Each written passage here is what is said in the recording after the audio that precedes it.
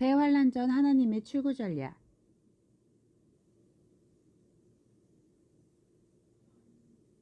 출구 전략이란 사전에 결정된 목표가 달성된 후 주어진 운영 계획에 대해 의사결정자가 실질적으로 변경된 것을 정당화하거나 임박하거나 가능한 실패를 완화하기 위한 전략으로 현재 상황을 떠나는 수단이다.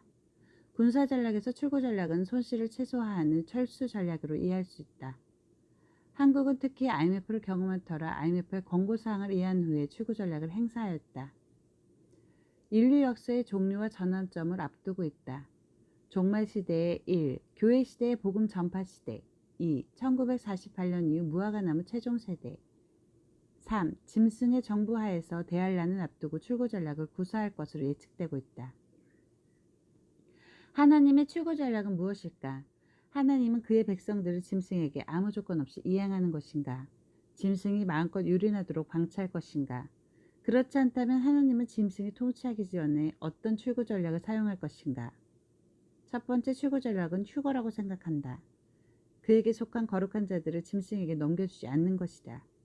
신부들을 미리 준비시킨 이유다. 남은 자들을 위한 출구 전략은 준비하라는 경고에 등한시했던 신자들에 대한 조치다.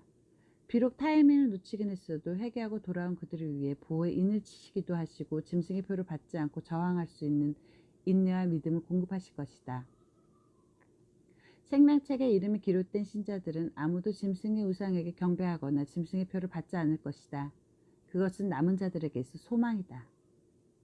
그들이 마침내 짐승의 수를 이기고 순교하지만 보좌 앞에 유리바닷가에 서서 하나님의 검은고를 가지고 모세의 노래와 어린 양의 노래를 부른다.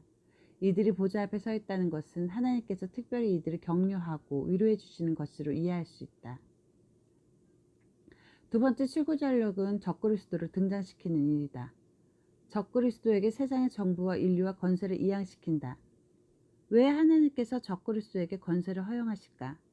그것은 하나님을 알지 못하고 범죄한 인류를 심판하시기 위함이다. 인류가 염원했던 방식, 즉 하나님이 없고 사탄이 통치하는 세상을 경험해 보는 것이다. 신실한 자들의 휴거는 적그리스도의 체계로 넘어가는 전환점이다.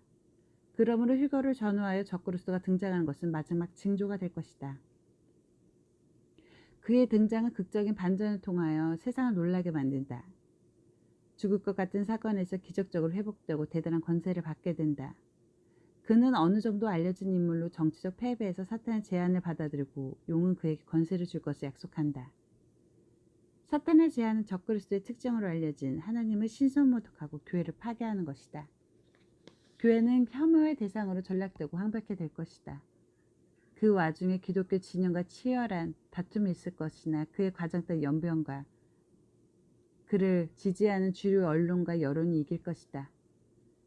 출구 전략을 앞두고 그리스도인이 하나님 적대한 세상에서 구별되는 것은 반드시 요구되는 권고사항이다.